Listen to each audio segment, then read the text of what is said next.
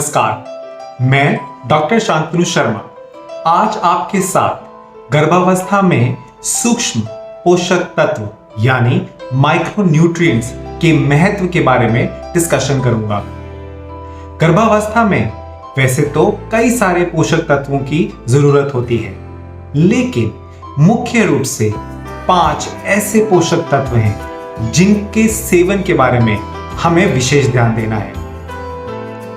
जैसे कि हमने अपनी पिछली वीडियो में देखा था कि अच्छे स्वास्थ्य के लिए गर्भवती महिला के शरीर में ऊर्जा, प्रोटीन और वसा युक्त भोजन की आवश्यकता होती है, लेकिन इनके अलावा कुछ अन्य पोषक तत्वों की भी शरीर में आवश्यकता होती है, जैसे iron, folic acid, iodine, calcium इत्यादि। तो आइए चलिए हम इन सारे सूक्ष्म पोषक तत्वों के बारे में एक एक करके डिस्कशन या चर्चा करेंगे। तो आइए सबसे पहले हम चर्चा करते हैं आयरन फोलिक एसिड के बारे में। आयरन फोलिक एसिड हमारे शरीर में खून बनाने के लिए जरूरी है और खून में आयरन फोलिक एसिड की कमी से अनीमिया हो जाता है। जो गर्भवती महिलाएं अनीमिया से सफर कर रही हैं, उनमें ये लक्षण दिखाई देते हैं। अक्सर ऐसी महिलाएं थकावा महसूस करती हैं, उनका काम में मन नहीं लगता, उन्हें कमजोरी महसूस होती है, उनका हल्का फुल्का काम करने के बाद सांस फूलने लगता है। इसके अलावा उन्हें कुछ भी समझने में, कुछ भी सीखने में काफी देर लगती है और इन सब के अलावा उस महिला के हथेलियों में, तलवों में, आंखों में, जीभों में और इसके अलावा त्वचा पे लालीपन कम हो जाता है। गर्भावस्था और प्रसव के दौरान अनीमिया मां और बच्चे दोनों की परेशानियों को बढ़ा देता है। जैसे प्रसव के पश्चात बच्चा कम वजन का पैदा होता है, बच्चा समय से पूर्व पैदा हो सकता है। इसके अलावा प्रसव के दौरान अत्यधिक रक्तस्राव हो सकता है या महिला को कोई संक्रमण हो सकता है। अनीमिया से बचाव के लिए गर्भवती और धात्री महिला को नियमित रूप से आयरन फोलिक एसिड की गोली खाना बहुत जरूरी है। इसके साथ साथ गर्भवती और धात्री महिला को ऐसे खाद्य पदार्थ खाने चाहिए जिनमें आयरन और फोलिक एसिड की मात्रा अत्यधिक हो, जैसे हरे पत्तेदार सब्जियां, सरसों, पालक, मेथी, बथुआ।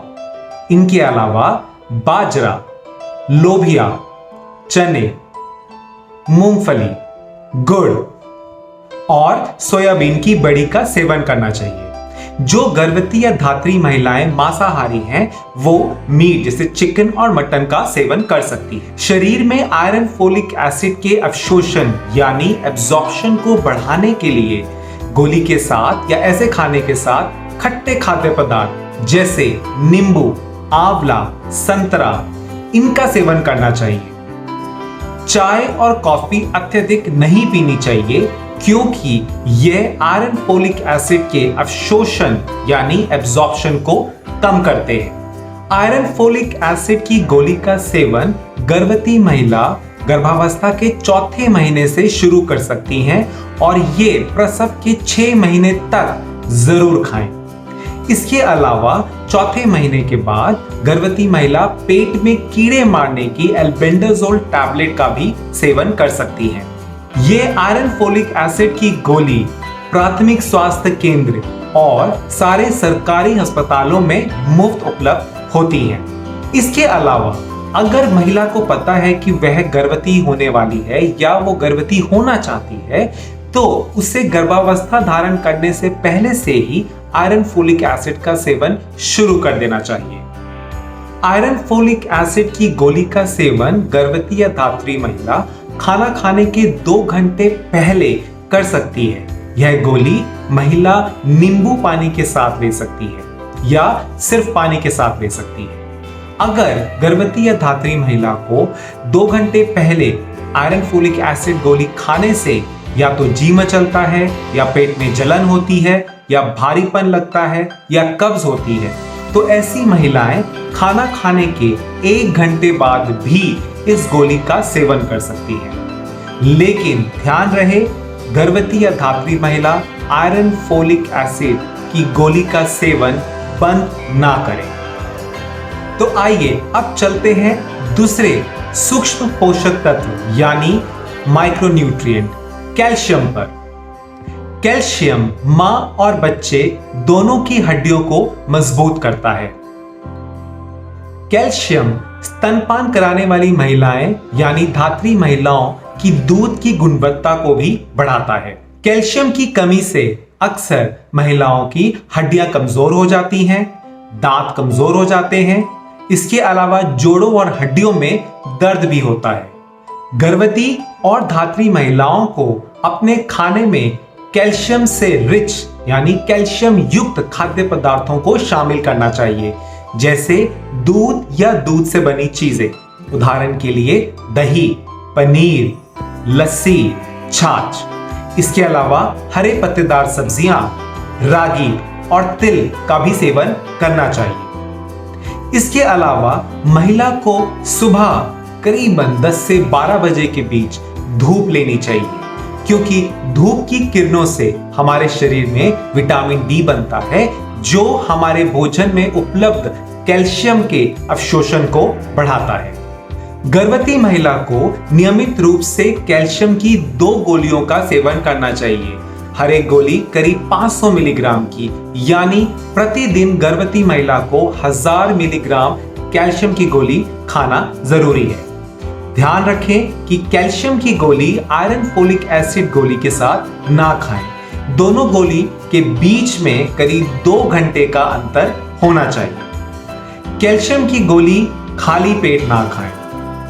कैल्शियम की गोली प्राथमिक स्वास्थ्य केंद्र या अन्य सरकारी अस्पतालों पर मुफ्त उपलब्ध होती है। तो आइए अब चलते हैं तीसरे सूक्ष्म पोषक तत्व, जी हाँ, विटामिन ए के बारे में चर्चा करने के लिए।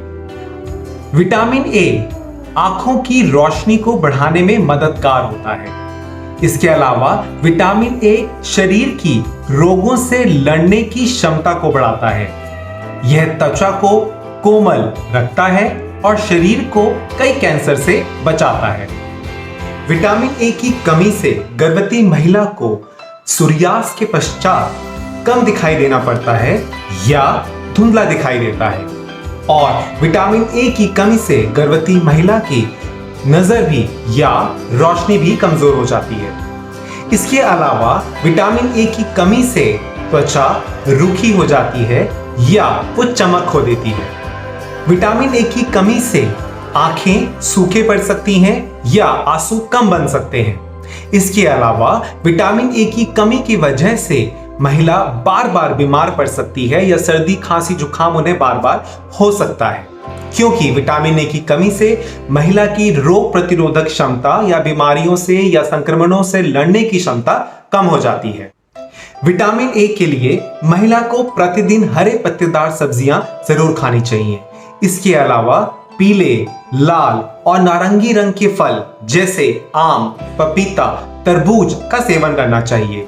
इसके अलावा मांस, मछली, अंडा, इन सभी खाद्य पदार्थों में विटामिन ए काफी अधिक मात्रा में होता है। इसके अलावा सब्जियां जैसे शिमला मिर्च, शकरकंदी और टमाटर, गाजर, सीताफल जैसे सब्जियों में भी विटामिन भरपूर मात्रा में पाया जाता है। गर्भवती महिला को प्रतिदिन दूध या दूध से बनी चीजों का भी सेवन करना चाहिए। नवजात शिशु के लिए कोलोस्ट्रम यानी खीस यानी जन्म के तुरंत बाद पहले 3 दिन निकलने वाला गाढ़ा पीला दूध, यह दूध विटामिन ए की मात्रा में काफी रिच होता है। इसीलिए शिशु को जन्म के तुरंत बाद मां का कोलोस्ट्रम पहला पीला गाढ़ा दूध जरूर देना चाहिए। तो आइए चलिए अब चौथे सूक्ष्म पोषक तत्व के बारे में पढ़ते हैं। जी हां, आयोडीन। आयोडीन दिमाग के विकास में काफी मददगार होता है। इसीलिए भारत सरकार ने नमक को आयोडीन युक्त करने की परियोजनाएं बनाई है।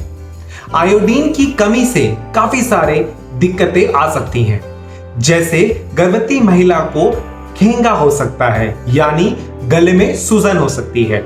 इसके अलावा उनके शारीरिक और मानसिक विकास में कमी हो सकती है। उनकी बुद्धि और सीखने की क्षमता में भी कमी हो सकती है। आयोडीन की कमी से प्रसव के दौरान कई जटिलताएं आ सकती हैं। नवजात शिशु दिमागी और शारीरिक रूप से कमजोर पैदा हो सकता है या गर्भवती महिला में स्वतः गर्भपात भी हो सकता है। आयोडीन के लिए गर्भवती महिला आयोडीन युक्त नमक का ही इस्तेमाल करे। इसके अलावा कुछ ऐसे कुकिंग टिप्स हैं जिनका गर्भवती महिला को स्पेशल ध्यान रखना चाहिए, जैसे नमक को खाना बनाते समय ना डालने के बजाय खाना बन जाने के पश्चात ऊपर से डालना चाहिए। नमक को हमेशा हवा बंद डब्बे में ही रखना चाहिए और आयोडीन युक्त नमक को चूल्हे, सूरज की किरणें, गर्मी या आग से दूर रखना चाहिए। बाजार से हमेशा आयोडीन युक्त नमक ही खरीदें। आयोडीन युक्त नमक की दो पहचान है। पहला, वो हमेशा बंद पैकेट में मिलेगा और दूसरा, आयोडीन युक्त नमक के पैकेट पे हमेशा सूरज के चिन्ह जरूर होगा। इन 4 सूक्ष्म पोषक तत्वों के अलावा एक ऐसा पोषक तत्व है जिसकी अगर हमारे खाने में या भोजन में मात्रा अधिक हो तो वह दिक्कत कर सकती है। जी हाँ, मैं बात कर रहा हूं फ्लोराइड के बारे में। अगर आपके खाने की मात्रा में या पानी की मात्रा में अगर फ्लोराइड अधिक मात्रा में है तो उसके कई सारे लक्षण हो सकते हैं, जैसे आपके दांत पीले रंग के हो सकते हैं, बदरंग हो सकते हैं। मुसूड़ों के अलावा दांत पर एक पीली लकीर हो सकती है। इसके अलावा हाथ और पैरों में टेढ़ेपन आ सकता है और घुटनों में सूजन आ सकती है और जोड़ों में दर्द हो सकता है। अगर आपको इनमें से कोई से भी लक्षण है तो इसको नजरअंदाज ना करें और तुरंत डॉक्टर को जाएं और अपने आप को दिखाएं। महिला अपने रोजाना के आहार में दूध, सोयाबीन, हरे पत्तेदार सब्जियां, तिल और दलिया इत्यादि का सेवन जरूर शामिल करें। इसके अलावा गर्भवती महिला विटामिन सी युक्त खट्टे खाद्य पदार्थ जैसे आंवला, नींबू, अमरूद, मौसम्बी, संतरा, इसका भी सेवन जरूर करें। तो आज हमने 4 सूक्ष्म पोषक तत्वों के बारे में चर्चा करी, जिसमें iron, folic acid, calcium, vitamin A और आयोडीन शामिल थे। ये चारों ही पोषक तत्व गर्भावस्था के दौरान बहुत महत्वपूर्ण हैं।